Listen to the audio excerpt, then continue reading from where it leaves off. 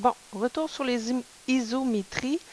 D'abord, le vocabulaire. Quand on parle de figure initiale, c'est ta figure de départ.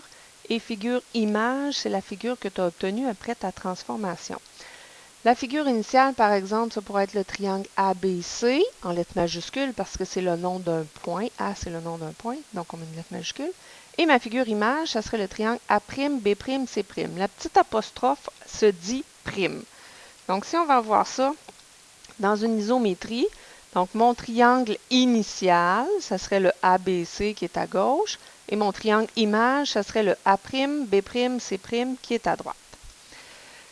Donc, on dit que le côté AB et le côté A', B' sont des côtés homologues. Le mot important, c'est homologue. Ce que ça veut dire, c'est que c'est le même côté, mais dans ton autre figure. Allons voir ça dans une rotation. Quel côté correspond au côté BC? Mais dans mon autre figure, ça serait le côté B', C'. Méfie-toi, c'est pas toujours évident de les différencier. Donc, les homologues, c'est les pareils, mais dans l'autre figure, tout simplement. L'homologue de l'angle A, ben, ce serait l'angle A'. Et on peut aussi dire que l'angle A est homologue avec l'angle A'. Ça s'applique homologue, ça ne s'applique pas juste aux côtés, ça s'applique aussi aux angles. Donc, tu peux sortir ton cahier spirale et prendre tout ça en note. N'hésite pas à faire pause sur la vidéo pour avoir le temps de tout noter.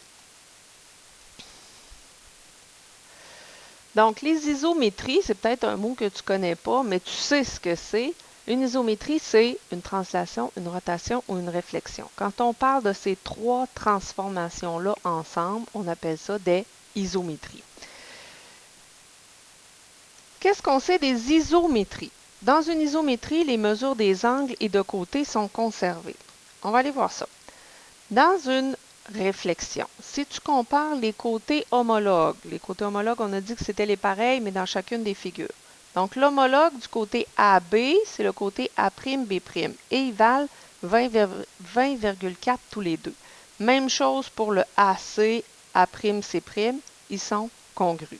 Donc, dans une réflexion, les côtés gardent la même mesure. Est-ce que c'est pareil pour les rotations? Donc, si tu compares les côtés homologues, ils ont effectivement la même mesure. Et il nous reste translation. Bien là, c'est évident que les côtés homologues ont la même mesure. Maintenant, on va aller voir pour les angles.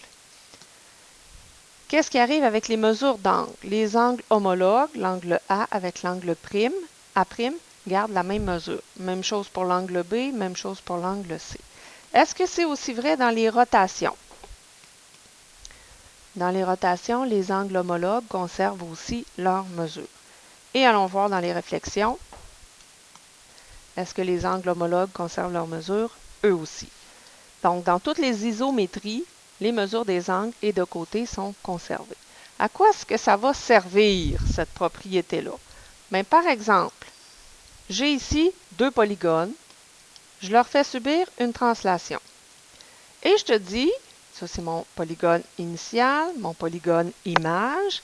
Je te demande de calculer l'aire de celui-là, mais les informations que je te donne sont pour celui-là. Donc, son apothème, disons qu'elle vaut 10 cm et son côté vaut 9 cm. Si tu as ce genre de problème-là, c'est important de justifier comment tu fais pour trouver les mesures dans ton polygone image. Donc, tu dois m'écrire que dans une translation, ça c'est ta justification. Dans une translation, les côtés homologues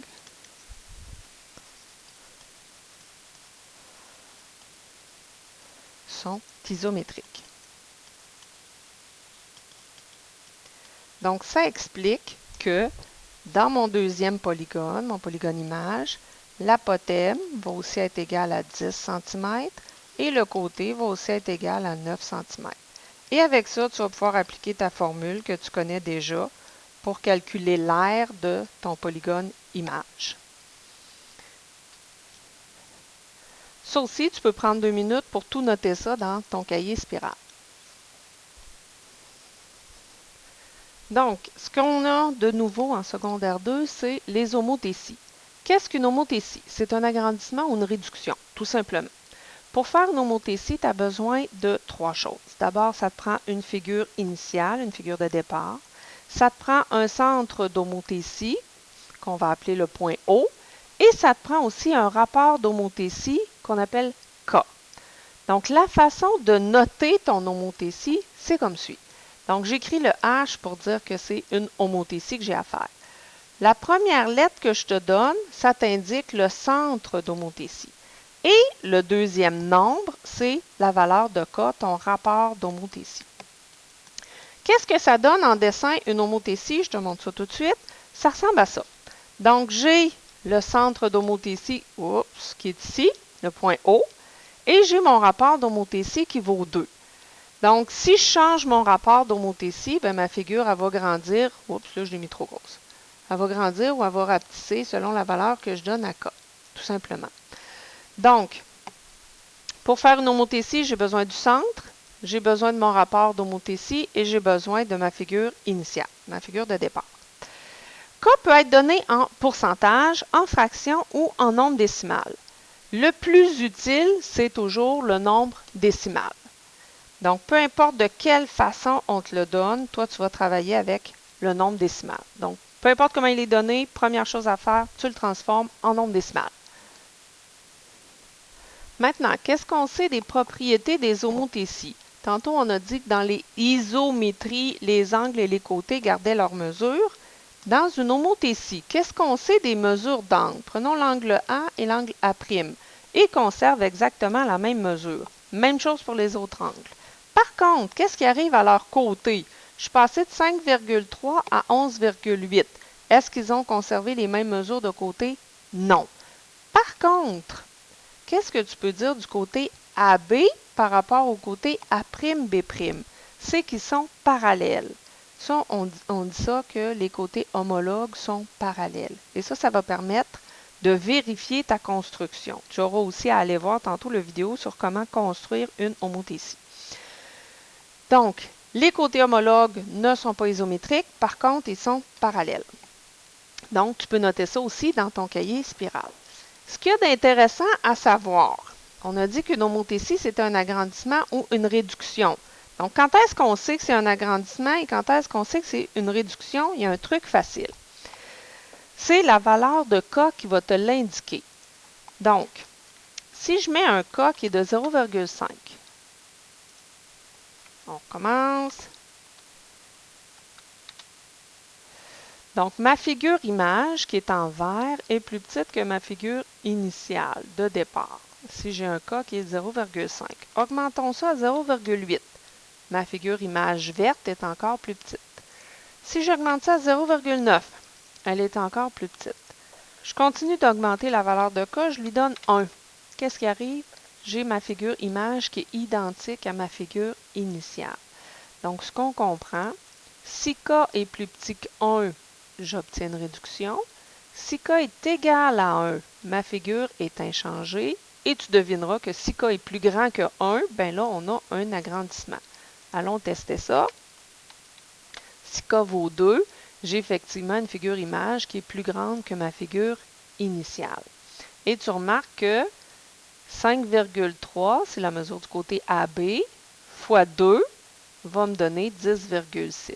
Donc, K, là, en fait, ça sert à multiplier la mesure de ton côté pour obtenir la longueur de ton côté image. Maintenant, les formules à retenir. En fait, il y en a deux, mais qui se rejoignent, c'est sensiblement la même chose. K, qui est ton rapport d'homothétie, je mets sur 1 parce que ça va permettre de faire le produit des moyens égal au produit des extrêmes. Mais si tu ne veux pas l'avoir, tu l'enlèves, il n'y a pas de problème. Donc, K, c'est toujours la mesure de mon segment image sur la mesure de mon segment initial. Et c'est toujours le même, là. Je ne prends pas n'importe quel côté, je prends des côtés qui sont homologues. Donc, si j'applique cette formule-là à mon exemple d'à côté, donc je veux savoir la longueur du côté A'B'. On me donne la mesure du côté AB et on me donne mon rapport d'homothétie. Tantôt, on a dit qu'on devait toujours travailler avec un rapport d'homothétie en nombre décimal. C'est plus simple comme ça. Donc, comme tu es habitué de faire depuis le début de l'année, tu écris toujours ta formule telle qu'elle est, A'B', sur la mesure du côté AB. Étape suivante, tu remplaces par les nombres que tu connais. A'B', c'est ce que je cherche. Fait que je le laisse comme ça. AB, je le connais, vaut 4. Donc, produit des moyens égal au produit des extrêmes. 1,37 fois 4, ça va être égal à 1 fois la mesure de A'B', ce que je cherche. Le 1 est complètement inutile. Si on fait le calcul, j'obtiens donc 5,48. Le côté A'B' vaut donc 5,48. Je pourrais utiliser cette technique-là pour calculer mes diagonales dans ma nouvelle figure image. Et ça me permettrait de calculer l'air comme j'ai fait tout à l'heure. Donc, essentiellement, c'est ça. Tu appliques ta formule. Cette formule-là, elle sert surtout à trouver les mesures des côtés images. Tandis que cette formule-là, on l'utilise surtout pour la construction. Mais une comme l'autre, ça revient exactement à la même chose. C'est toujours un segment dans ta figure image sur l'homologue dans ta figure initiale. C'est toujours ça. Maintenant, une fois que tu auras pris ça en note, n'oublie pas d'aller voir la vidéo sur comment construire les homothéties. Là, tu as appris le vocabulaire, tu as appris la formule, mais il faut aussi que tu sois capable de construire une homothétie.